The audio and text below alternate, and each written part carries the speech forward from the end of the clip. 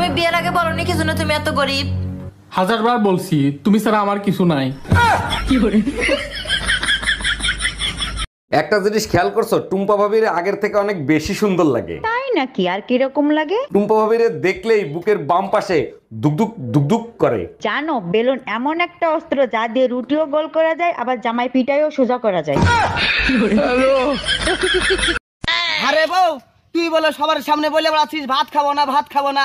আরে একই কথা রে। খাবো নাই তো? তুমি আমার শাড়ি কিনে দাও না, জুতো কিনে দাও না, কিচ্ছু কিনে দাও না, তোমার ভাত খাবো না। তাহলে তোকে একটা জিনিস দিব, খাবি? ভালো হলে খাবো। ঠিক আছে, মার। এই শোনো, তুমি সকালবেলা ঘুম থেকে উঠে কি দোয়া করো? আমি একটাই দোয়া করি, আমার মতো বউ জানি সবার ঘরে ঘরে থাকে। বলো কি, তুমি আমাকে এত ভালোবাসো? আরে না, আমি একা অশান্তি কেন করব, সবাই করুক। কি আমি অশান্তি করি? দেখছো পাশের বাড়ির ভাই সিসি ক্যামেরা লাগাইছে, তুমি লাগাইতে পারো না? আরে উনি তো বাইরের খবর পায়, আর আমার কাছে জীবন্ত ক্যামেরা আছে, আমি ভিতরের খবরও পাই। জীবন্ত ক্যামেরা? এটা আবার কোন কোম্পানির ক্যামেরা? ওটা হলো আমার শ্বশুর শাশুড়ির কোম্পানির ক্যামেরা। এই কি বললা? আমি CC camera?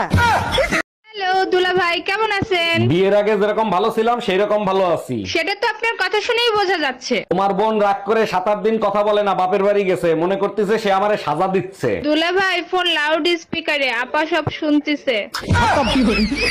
Bye bye, tata.